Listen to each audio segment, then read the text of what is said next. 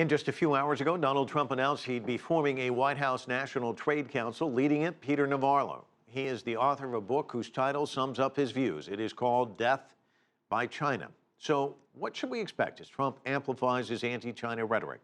I'm joined now by Mike Boyd of Boyd Group Aviation Consulting. Mike, you have business ties in China. How concerned are you about new U.S. economic policies towards China and the shift? I'm not really concerned at all. This is all posturing right now. Look, we can't separate ourselves from China.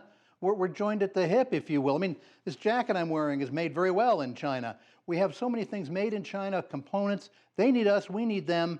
And I think when this posturing is over, in a couple of years, probably 2 years or less, we'll have an even stronger relationship with China. So talk to me about Chinese investment in creating U.S. jobs. How important is it?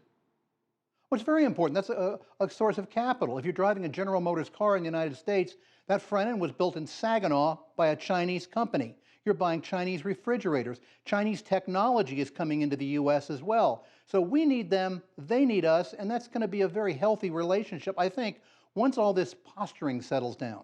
You mentioned posturing a couple of times. Let's move from one P word to another. Posturing proposals. He's proposing 35 or 45% tax on Chinese goods. What would happen if that actually occurred? Well, our cost of living would go up 35 to 45% overnight. You can't do that. I mean, in this room I'm in right now, half the equipment or more is made in China. I mean, China is a partner of ours. They produce things, we produce things for them.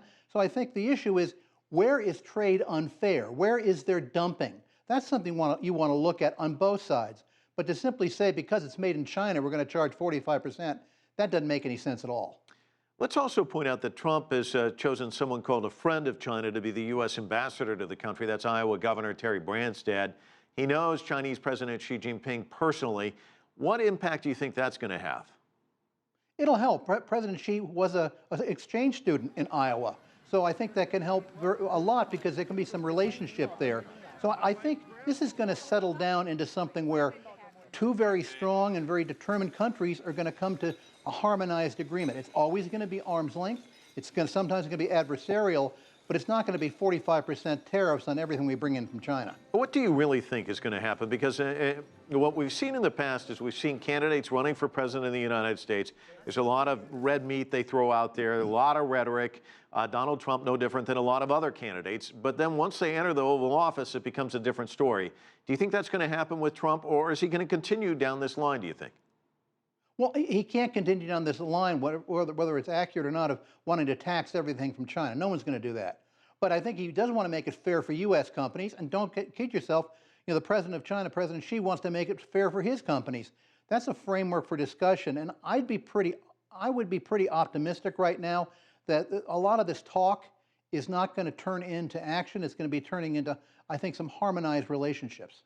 All right, Mike Boyd, we'll all be watching, that's for sure. Thanks so much for joining us from Denver.